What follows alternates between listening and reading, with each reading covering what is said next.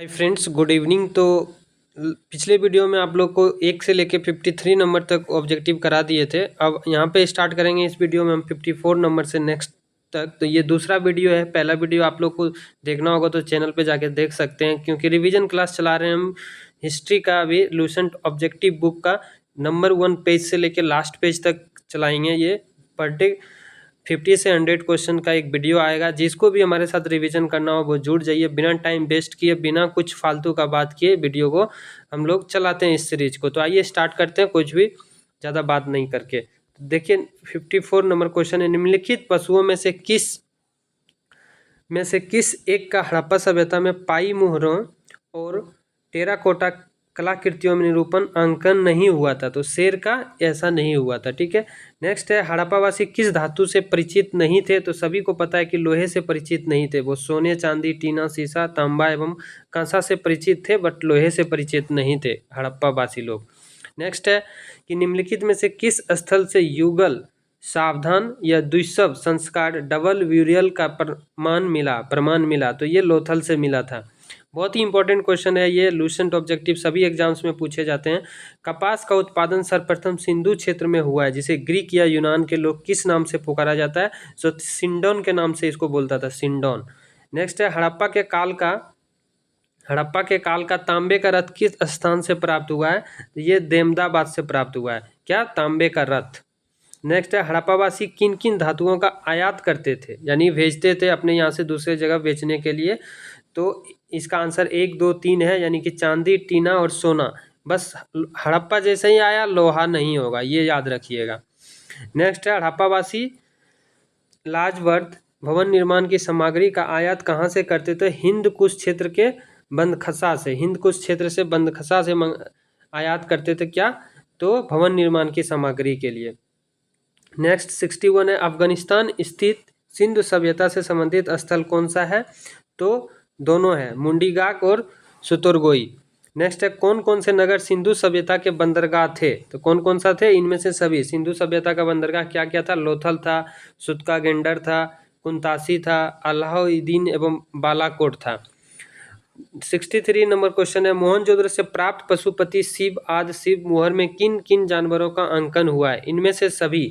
व्याघ्र एवं हाथी, गेंडा, भैंस, हिरन।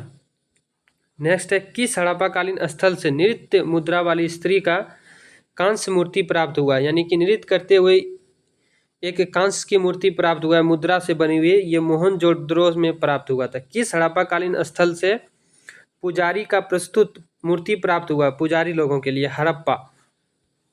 नेक्स्ट है, किस सिंधु कालीन स्थल से एक ईंट पर बिल्ली का पीछा करते हुए कुत्ते के पंजों के निशान मिले हैं? तो ये चंद्रद्रो से मिले थे। नेक्स्ट है, किस हड़प्पाकालीन स्थल से प्राप्त जार पर चोंच में मछली दबाई चिड़िया एवं पेड़ के नीचे खड़ी लोमड़ी का चित्रांकन मिलता है, जो पंचतंत्र के लोमड़ी की कहानी के सदृश है? तो ये लोथल से मिलता है। नेक्स्ट क्वेश्चन हम लोग बात करें तो नेक्स्ट क्वेश्चन है 68 नंबर। इसका है कि स्वतंत्रोत्तर भारत में सबसे अधिक संख्या में हड़प्पा युगीन स्थलों की खोज किस ने कहाँ पे प्राप्त हुई थी? तो ये गुजरात में प्राप्त हुई थी। देखिए, ये एक ही टॉपिक का 68 क्वेश्चन तक पहुंच गए हम लोग, यानी कि डिफरेंट टाइप ऑफ क्वेश्चन है। इसलिए थोड़ा आपको हार्ड भी लगे तो पेशेंस रख के पढ़िए, ताकि कोई भी एग्जाम में क्वेश्चन ना छूटे। लूसेंट ऑब्जेक्टिव से ही क्वेश्चन आता है। हम लोग सभी बार बार इसको नहीं पढ़ते हैं, अलग अलग बुक खरीद के पढ़ते रहते हैं, जिसमें कि अलग अलग क्वेश्चन रहता है। लेकिन इसमें क्या रहता है, जितने टाइप का क्वेश्चन बन सकता है उस टॉपिक से सभी दिया हुआ है। यही रीजन है कि लूसेंट ऑब्जेक्टिव से क्वेश्चन आती है, लूसेंट सब्जेक्टिव से क्वेश्चन आता है, क्योंकि सारे क्वेश्चन ये दे दिए हैं। नेक्स्ट है 69, निम्नलिखित में से कौन सी फसल हड़प्पाकालीन लोगों का मुख्य खाद्यान्न नहीं था? तो चावल इन लोगों का मुख्य खाद्यान्न नहीं था। जौ था, दालें था, गेहूं था, बट ये लोग चावल उस टाइम नहीं उगा पाते थे, तो नहीं खाते थे। 70 नंबर क्वेश्चन था कि हड़प्पा तथा मोहनजोदड़ो अब विलुप्त हो गए हैं, कारण क्या है? वे उत्खनन के दौरान प्रकट हुए थे। तो इसका आंसर ए सही है। ए और आर दोनों सही है, तथा आर ए का सही स्पष्टीकरण है। यानी कि सच में हड़प्पा तथा मोहनजोदड़ो अब विलुप्त हो गया है, यानी समा गया है धरती में। और वे क्योंकि उत्खनन उस टाइम जब खनन की प्रक्रिया चल रहा था, तो उस टाइम प्रकट हुआ था ये हड़प्पा और मोहनजोदड़ो, इसलिए ये लोग अब विलुप्त हो गया। तो यानी कि दोनों सही है। नेक्स्ट है, सिंधु घाटी सभ्यता के संदर्भ में निम्नलिखित कथनों पर विचार कीजिए। कथन नंबर 1, यह मुख्यतः लौकिक सभ्यता थी तथा उसमें धार्मिक तत्व यद्यपि उपस्थिति तथा वर्चस्वशाली नहीं था। नेक्स्ट दूसरा है, उस काल में भारत में कपास से वस्त्र बनाए जाते थे। तो इसका सही आंसर है कि दोनों सही है। ये दोनों सही है कि उस काल में भारत में कपास से वस्त्र बनता था, साथ ही उसमें धार्मिक तत्व यद्यपि उपस्थित था, वर्चस्वशाली नहीं था। यानी कि धार्मिक जो भी तत्व थे वो उपस्थित तो थे, अवेलेबल थे, बट उस टाइम इतना ज़्यादा वर्चस्व नहीं था जैसा अभी धार्मिक लोगों का इतना ज़्यादा वर्चस्व हो गया पूजा पाठ का, उस टाइम नहीं था। नेक्स्ट है 72 कहता है कि सूची 1 को सूची 2 से मिलाइए। तो एक हड़प्पा स्थल इधर है और स्थिति है कि कहाँ पे वो स्थित है। तो देखिए इसका आंसर मांडा कहाँ पे है, आप लोग जानते हैं मांडा जम्मू कश्मीर में है और चेनाब नदी के किनारे। मांडा कल ही पढ़ाए थे। दैमाबाद आपका हो जाएगा महाराष्ट्र में है, सौराष्ट्र में। नेक्स्ट है कालीबंगा, तो ये राजस्थान में हो जाएगा, और राखी गढ़ी हरियाणा में हो जाएगा। तो ये आप लोग अच्छे से याद रखिए, राखी गढ़ी हरियाणा, कालीबंगा राजस्थान, एक सेकेंड, राखी गढ़ी हरियाणा, कालीबंगा राजस्थान, अहमदाबाद हो गया महाराष्ट्र सौराष्ट्र, और मांडा हो गया जम्मू कश्मीर चेनाब नदी के किनारे। याद रखिए चेनाब नदी मांडा। नेक्स्ट है, नेक्स्ट क्वेश्चन पे 73 पे आते हैं। तो हड़प्पाकालीन स्थलों में अभी तक किस धातु की प्राप्ति नहीं हुई है। तो लोहा का नहीं हुई है, पीछे भी पढ़े थे, रिवीजन भी हो जाता है, अच्छी बात है। किस पशु के अवशेष सिंधु घाटी सभ्यता में प्राप्त नहीं हुए थे। शेर का अवशेष नहीं प्राप्त हुए थे सिंधु घाटी सभ्यता में। घोड़ा मिला था, गाय मिला था, हाथी मिला था, लेकिन शेर नहीं मिला था। तो नेक्स्ट क्वेश्चन है, देखिए चंद्रहुद्रो के उत्खनन का निर्देशन किसने किया। तो J.H. मेके ने। चंद्रध्रुव को किसने खुदवाया था, J.H. मेके ने। तो यहाँ पे हमारा आफ्टर 75 क्वेश्चन करने के बाद हड़प्पा सभ्यता का क्वेश्चन समाप्त हुआ है। अब देखिए नेक्स्ट हम लोग करेंगे। तो यहाँ पे देखिए आप लोग, ये हड़प्पा और सिंधु सभ्यता, हड़प्पा सिंधु सभ्यता 2500 ईसा पूर्व से लेकर 1750 ईसा पूर्व, इंपॉर्टेंट है डेट, याद रखिए। इसका 75 डिफरेंट टाइप का क्वेश्चन है, इसी में से आएगा क्वेश्चन। आप लोग इसको रिविजन कर लीजिए बार बार, इसी में से आता है क्वेश्चन। अब देखिए नेक्स्ट हम लोग का क्या टॉपिक है उसको पढ़ेंगे। नेक्स्ट है हमारा वैदिक संस्कृति। तो वैदिक संस्कृति कब से चला था, 1500 ईसा पूर्व से लेकर 600 ईसा पूर्व तक। ये पहले जानते हैं आप लोग, ईसा पूर्व जब चल रहा था तो समय घटता जाता था।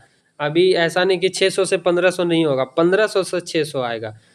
तो नेक्स्ट इसका क्वेश्चन देख लेते हैं लोग। वैदिक संस्कृति का है कि पूर्व वैदिक या ऋग वैदिक संस्कृति का काल किसे माना जाता है। तो 1500 ईसा पूर्व से लेकर 1000 ईसा पूर्व तक माना जाता है। दूसरा क्वेश्चन है, उत्तर वैदिक संस्कृति का काल किसे माना जाता है। तो 1000 से लेकर 600। पूर्व वैदिक माना जाता है 1500 से लेकर 1000, और उत्तर वैदिक माना जाता है 1000 से लेकर 600 ईसा पूर्व तक। नेक्स्ट क्वेश्चन हमारा आ जाएगा, आर्य शब्द का आर्थिक शब्द क्या है। आर्य शब्द का आर्थिक शब्द क्या है। तो इसका है श्रेष्ठ या कुलीन, यानी कि किसी को भी आर्य पुरुष माना जाता है, यानी वो श्रेष्ठ है, कुलीन है, अच्छे विनम्र है। नेक्स्ट है, प्रारंभिक आर्यों के बारे में निम्न कथनों में से कौन सा सही नहीं है। तो वे मुख्यतः नगरों में निवास करते थे, ये सही नहीं है, पहले नगरों में निवास नहीं करते थे वो लोग। इनमें से किस फसल का ज्ञान वैदिक काल के लोगों को नहीं था। तंबाकू का ज्ञान वैदिक काल के लोगों को नहीं था। नेक्स्ट है, उत्तर वैदिक काल के वेद विरोधी और ब्राह्मण विरोधी धार्मिक अध्यापकों को किस नाम से जाना जाता है। तो श्रमण के नाम से जाना जाता था। नेक्स्ट, वैदिक गणित का महत्वपूर्ण अंग क्या है। शुल्ब सूत्र है, शुल्ब सूत्र। नेक्स्ट है, किस वेद में प्राचीन वैदिक युग की संस्कृति के बारे में सूचना दी गई है। ऋग्वेद में। नेक्स्ट है, निम्नलिखित में से उत्तर वैदिक काल में लिखे गए ग्रंथों का सही क्रम कौन सा है। वेद, ब्राह्मण, आरण्यक और उपनिषद, ये सही क्रम है इसका। नेक्स्ट 10 नंबर क्वेश्चन है, वेदों की संख्या कितनी है। तो 4 प्रकार का वेद है, कल ही पढ़े थे हम लोग, क्या, ऋग्वेद, यजुर्वेद और अर्थवेद और सामवेद और अर्थवेद लास्ट में है। नेक्स्ट है, कौन से 3 वेद संयुक्त रूप से त्रयी कहलाते हैं। तो ऋग्वेद, यजुर्वेद और सामवेद कहलाते हैं। नेक्स्ट है, भारत के राज्य चिन्ह में प्रयुक्त होने वाला शब्द सत्यमेव जयते किस उपनिषद से लिए गए। मुंडक उपनिषद से। नेक्स्ट है, ऋग्वेदिक आर्यों का मुख्य व्यवसाय क्या था। तो पशुपालन था। नेक्स्ट, भारतीय संगीत का आदि ग्रंथ कहा जाता है किसको। सामवेद को कहा जाता है। नेक्स्ट 15 नंबर, प्रथम विधि निर्माता कौन है। मनु है, प्रथम विधि निर्माता मनु को कहा जाता है, इंपॉर्टेंट है। नेक्स्ट है कृष्ण भक्ति का प्रथम और प्रधान ग्रंथ है श्रीमद् भगवद गीता। नेक्स्ट 17 है ऋग्वेद में संपत्ति का प्रमुख रूप क्या है? गोधन। नेक्स्ट ऋग्वेद के किस मंडल में शूद्र का उल्लेख पहली बार मिलता है? तो 10वें मंडल में शूद्र का उल्लेख पहली बार मिलता है। नेक्स्ट क्वेश्चन की बात करें हम लोग, पुराणों की संख्या कितनी है? 18 पुराण है। देखिए कितना अच्छा क्वेश्चन है, यानी कि आप यदि इजी क्वेश्चन, छोटे क्वेश्चन मिस्टेक नहीं करेंगे तो आपका एग्जाम अच्छा जाएगा। अब छोटे क्वेश्चन मिस्टेक कर देंगे तो आप बहुत पीछे हो जाएंगे। इसमें सभी प्रकार का क्वेश्चन है, छोटे भी बड़े भी हैं, आसान भी है, हार्ड भी है, इस टाइप का है।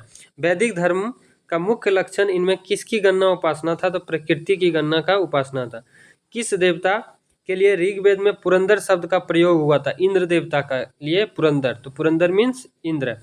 शुल्ब सूत्र किस विषय से संबंधित पुस्तक है? ज्यामिति से। शुल्ब सूत्र। अस्तो या सद्गमय, तमसो या ज्योतिर्गमय, मृत्युमा या अमृतगमय कहाँ से लिया गया? तो उपनिषद से, मुंडक उपनिषद से सभी लिया गया। आर्य भारत में बाहर से आए और सर्वप्रथम बसे थे कहाँ था? पंजाब में। देखिए इंपॉर्टेंट क्वेश्चन है, आर्य कहाँ सबसे पहले बसे? पंजाब में। नेक्स्ट क्वेश्चन है कि एक सूची 1 से सूची 2 को मिलाना है। तो पहला है ऋग्वेद, ऋग्वेद को क्या बोलते हैं हम लोग? होता या होत। यजुर्वेद, यजुर्वेद को क्या बोलते हैं? अर्धवायु। सामवेद, सामवेद को क्या बोलते हैं? उद्गता या उद्गृति। और अर्थववेद को ब्राह्म बोलते हैं। ये तो मिला हुआ पहले से, तो इसको देख लीजिए अच्छे से। नेक्स्ट है 26, वेदों को अपौरुपेय क्यों कहा गया? वेदों को अपौरुपेय क्यों कहा गया? क्योंकि वेदों की रचना देवताओं द्वारा की गई थी, इसीलिए कहा गया। नेक्स्ट है वैश्विक दर्शन के प्रतिपादक कौन थे? उल्क कन्नद। नेक्स्ट है मीमांस या पूर्व मीमांस दर्शन के प्रतिपादक कौन है? जेमिनी। ये सभी क्वेश्चन आता है। वेदांत या उत्तर मीमांस दर्शन के प्रतिपादक बादरायन थे, बादरायन। नेक्स्ट है ऋग्वेद का कौन सा मंडल पूर्णतः सोम को समर्पित है? तो 10वां नहीं, सोम को है 9वां मंडल समर्पित। प्रसिद्ध 10 राजाओं का युद्ध, दशराज युद्ध किस नदी के तट पर लड़ा गया था? तो ये पुरुषनी के तट पर लड़ा गया था।